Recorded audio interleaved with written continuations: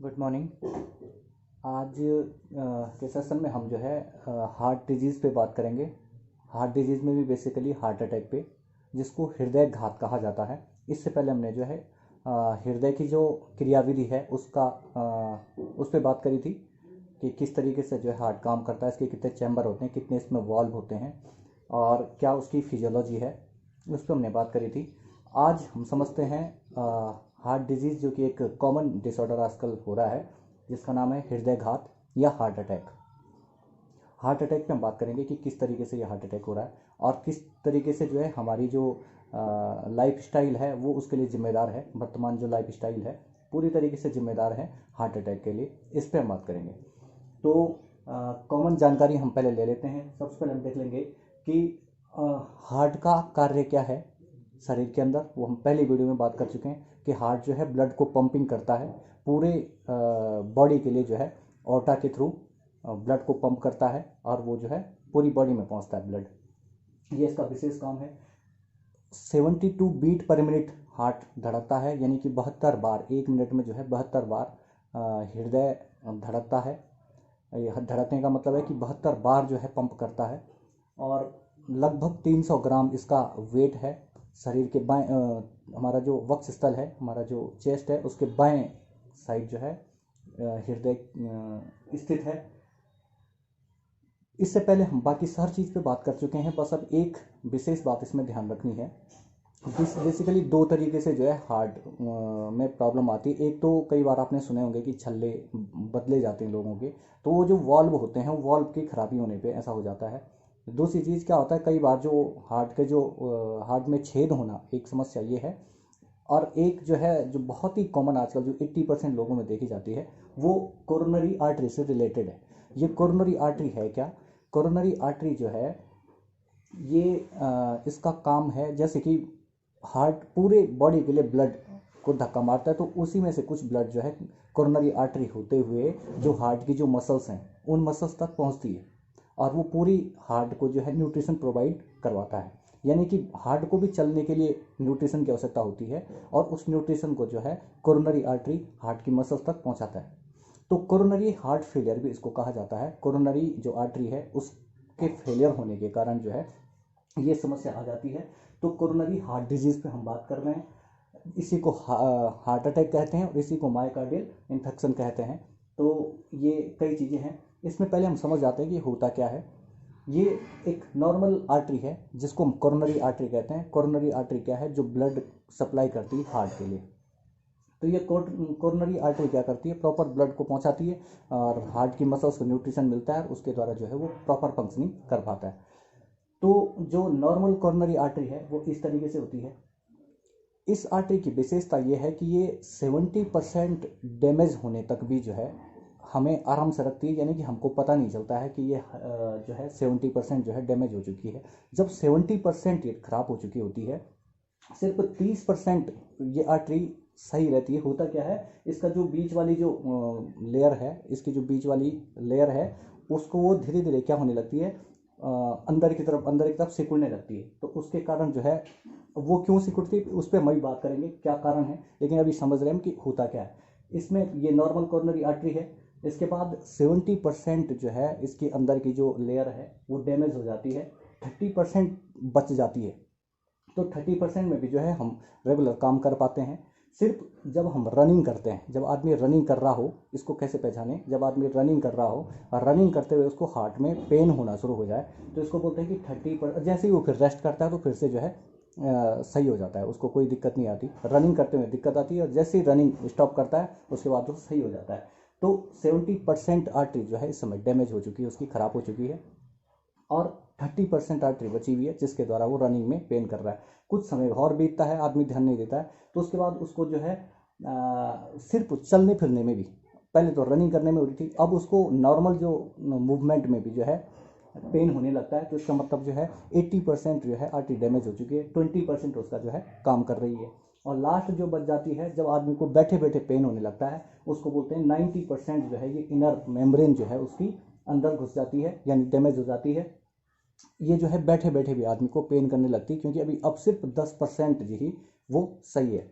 तो इसमें समझिए नॉर्मल, क्योंकि आर्टरी नॉर्मल है, इसका काम ही ब्लड सप्लाई करना है। जब इनर लेयर जो है इस आर्टरी की अंदर की तरफ घुसने लगती है, जब उसमें कोलेस्ट्रॉल जमा होने लगता है, तो वो जब रनिंग करते समय, जब हम रनिंग करते हैं तो चेस्ट में पेन होने लगता है। तो समझ लीजिए कि 70% आर्टरी आपकी जो है, जो उसकी इनर लेयर है वो ख़राब हो चुकी है, यानी उसमें कोलेस्ट्रॉल जमा हो चुका है। उसके बाद 20% जब हमें जो है नॉर्मल चलने फिरने में भी पेन होने लग जाए, और 90% में जो है हमें बैठे बैठे भी पेन होने लगता है। और इसके बाद जब 100% क्या होता है कि ये जो लेयर है ये आपस में पूरी तरीके से फट जाती है और वहाँ पर ब्लड क्लॉट हो जाता है, और इस क्लॉटिंग को ही हम क्या बोलते हैं, हार्ट अटैक कहते हैं। क्योंकि वो ब्लड क्लॉटिंग क्या करती है, वहाँ पे क्लॉट हो जाता है, पीछे से आने वाला जो ब्लड है वो हार्ट की मसल्स तक पहुंच नहीं पाता है, और वहाँ तक न्यूट्रिशन पहुंच नहीं पाता है, जिसके कारण हार्ट जो है अपना काम करना बंद कर देता है। तो इसको कहा जाता है पूरी तरीके से हार्ट फेल होना।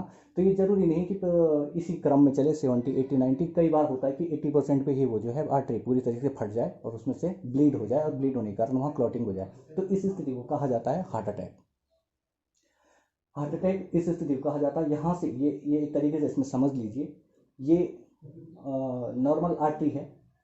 नॉर्मल आर्टरी में ये जो दोनों तरफ से क्लॉटिंग, इसके जो इनर लेयर है, इनर लेयर जो है ये क्या कर रही है, आगे की तरफ आ रही है, लेकिन इतना समय, इतने जो है जगह ब्लड को आने के लिए बची हुई है, तो इसमें ब्लड सप्लाई होता जाएगा।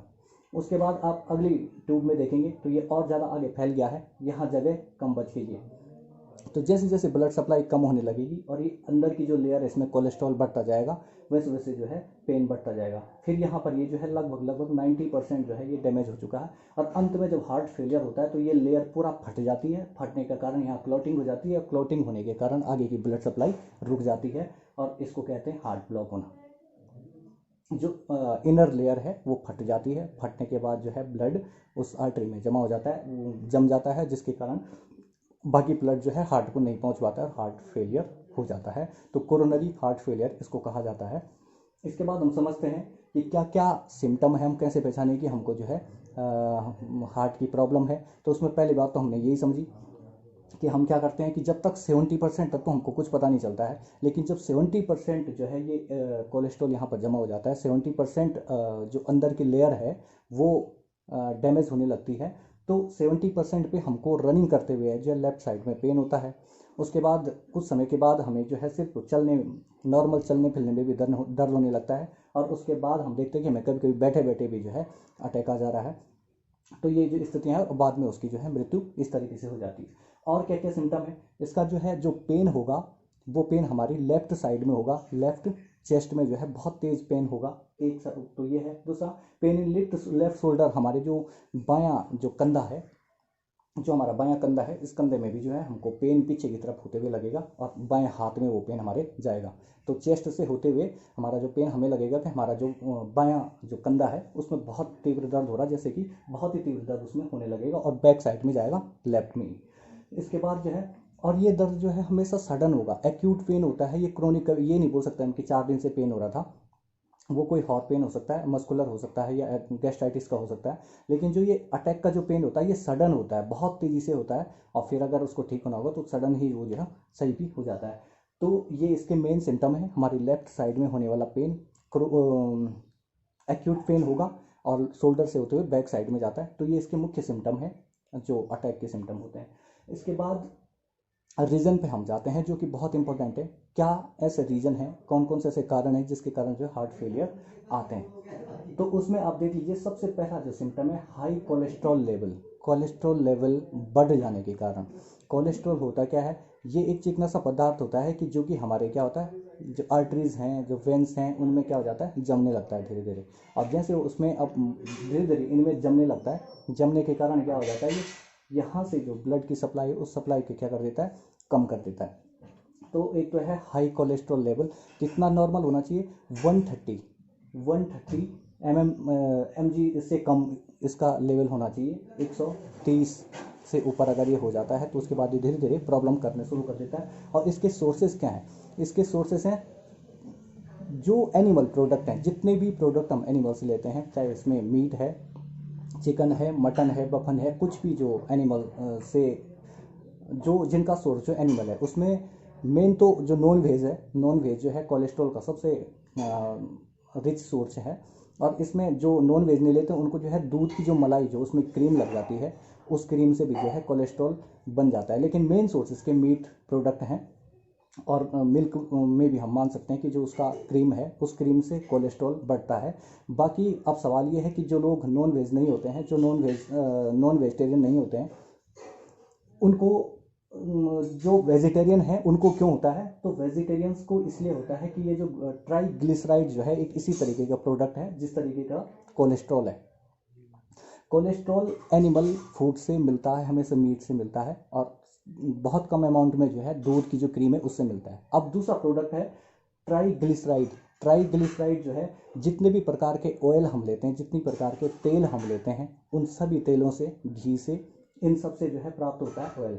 तो 100 ml, जैसे 100 ml से ऊपर ये नहीं होना चाहिए ब्लड में। तो 100 ऊपर से अगर ये हो जाता है, 100 mg से ऊपर अगर ये होता है तो ये फिर घातक सिद्ध होता है शरीर के लिए। तो दो ये मेजर प्रोडक्ट हैं, एक तो कोलेस्ट्रॉल हो गया, दूसरा ट्राइग्लिसराइड हो गया। कोलेस्ट्रॉल एनिमल प्रोडक्ट से मिलता है, और जितने भी ट्राइग्लिसराइड हैं ये ऑयल से मिलते हैं, जितने भी प्रकार के ऑयल्स हम लेते हैं उन सब से मिलता है। फिर और इसमें जो है कोलेस्ट्रॉल के साथ साथ जो है कुछ और जो एलिमेंट हैं, भले ही ये डायरेक्ट जो है सीधे सीधे रूप से जो है रिस्पॉन्सिबल नहीं होते हैं, लेकिन कोलेस्ट्रॉल को बढ़ाने में जो मदद करते हैं उनमें एक तो HDL हो गया, दूसरा LDL हो गया, तीसरा VLDL हो गया, चौथा कोलेस्ट्रॉल HDL रेशियो हो गया। तो ये 5 प्रोडक्ट जो है इसके अलावा और हैं। इस टोटल को हम बोलते हैं लिपिड प्रोफाइल हम इसको बोलते हैं। इसकी कई बार हार्ट अटैक पे इसकी जांच भी कराई जाती है। तो लिपिड प्रोफाइल में यही आता है, एक तो कोलेस्ट्रॉल आ गया जो कि डायरेक्ट रिस्पॉन्सिबल है, और इस कोलेस्ट्रॉल को जो बढ़ाने में मदद करते हैं उनमें एक तो आ गया HDL, दूसरा आ गया LDL, तीसरा आ गया VLDL, चौथा आ गया कोलेस्ट्रॉल HDL, और फिर ये सब जो है इसको बोला जाता है लिपिड प्रोफाइल। तो ये कोलेस्ट्रॉल इसमें मेन है, इसके अलावा ये बाकी सब जो है इसको बढ़ाने में मदद करते हैं। तो कोलेस्ट्रॉल आ गया, दूसरा ट्राइग्लिसराइड आ गया। जो कोलेस्ट्रॉल है एनिमल फूड से प्राप्त होता है, और ट्राइग्लिसराइड जो है ये ऑयल, घी इत्यादि चीज़ों से प्राप्त होते हैं। इसके अलावा हार्ट अटैक के और क्या कारण है? हार्ट अटैक का एक कारण जेनेटिक भी है। जेनेटिक आपने सुना होगा कि पहले उनके दादाजी में भी हार्ट अटैक था, फिर पिताजी में या नाना जी से आ जाए, किसी तरीके से ये हार्ट अटैक जेनेटिक है। जेनेटिक जो जीन के साथ आता है। तो ऐसा नहीं कि जो जेनेटिक उसको रोका नहीं जा सकता। जेनेटिक वाले में होता क्या है कि जो लीवर है आदमी का, वो लीवर जो है सही से अपना काम नहीं कर पाता। ये क्या करता है कि कोलेस्ट्रॉल जो है लीवर लगातार बनाता रहता है। तो इसको भी जो है सही किया जा सकता है, आगे हम बात करेंगे। इसके बाद है हाई ब्लड प्रेशर। जो ब्लड प्रेशर है आदमी का, ब्लड प्रेशर के कारण भी जो है हार्ट अटैक आता है। आप खुद सोचिए कि ब्लड प्रेशर जो है 120/80 mmHg माना गया है, जो उसका सही रेशियो है, क्योंकि जो हमारी आर्टरीज हैं उनको 120 mmHg से ज़्यादा अगर आघात आप देते हैं तो वो जो है उसको सहन नहीं कर पाता। तो ज़्यादा ब्लड प्रेशर अगर किसी का है तो ब्लड प्रेशर के कारण भी जो है आर्टरी फटने का डर होता है। एक होता है हाई ब्लड प्रेशर, दूसरा है हाई प्रेशर। जो इसका जो हाई प्रेशर है उसके कारण जो मेम्ब्रेन है, जो आर्टरी के इनर मेम्ब्रेन है, वो इनर मेम्ब्रेन जो है डैमेज होने लगती है। फिर है हाई ब्लड शुगर। अगर ब्लड शुगर लगातार किसी का बढ़ा हुआ है तो इसके कारण भी जो है हार्ट अटैक आने के खतरे होते हैं। स्मोकिंग जो है बहुत कॉमन कॉज है, जो कि आजकल बहुत ज़्यादा लोगों में है।